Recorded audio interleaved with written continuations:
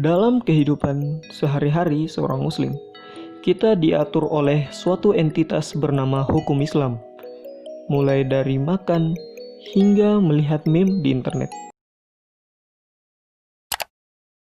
Oh Allah the Almighty, Allahu Allah.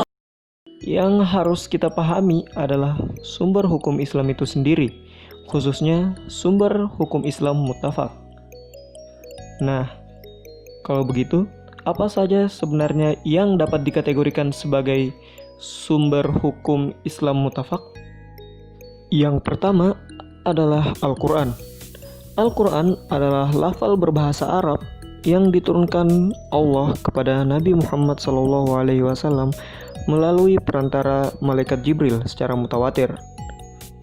Al-Quran merupakan wahyu yang nampak.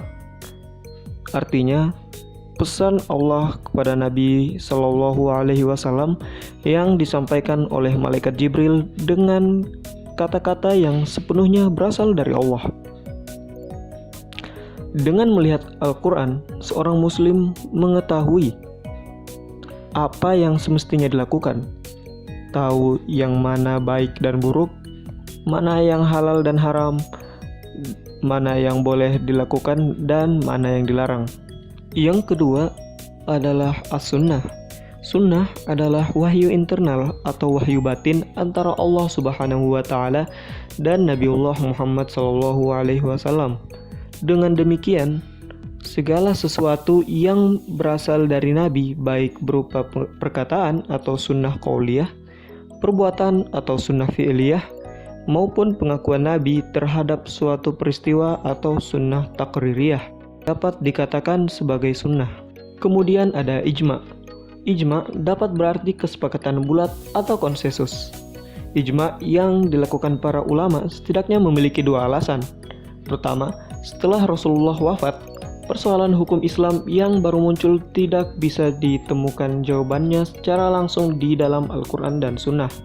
Yang kedua, persoalan terus berkembang dan menuntut adanya ketentuan hukum, sedangkan Al-Quran dan As-Sunnah dalam menetapkan hukum terkadang masih bersifat sangat global. Yang terakhir adalah qiyas.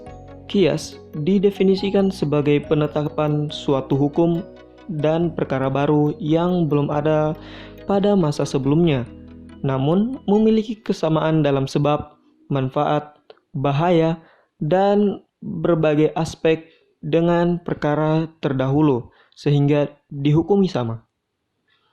Dalam Islam, ijma dan qiyas sifatnya darurat, bila memang terdapat hal-hal yang ternyata belum ditetapkan pada masa sebelumnya.